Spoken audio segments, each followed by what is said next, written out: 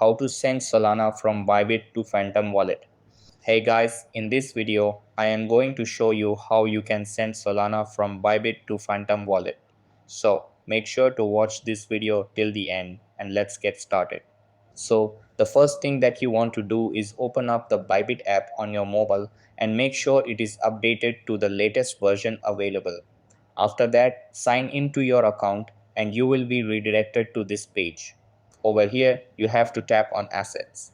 After that, tap on withdraw. Now search for Solana and tap on it. Then you have to type the address to which you want to send Solana. So open the Phantom wallet. Over here, tap on Solana. Then tap on receive. After that, tap on copy and the address will be copied.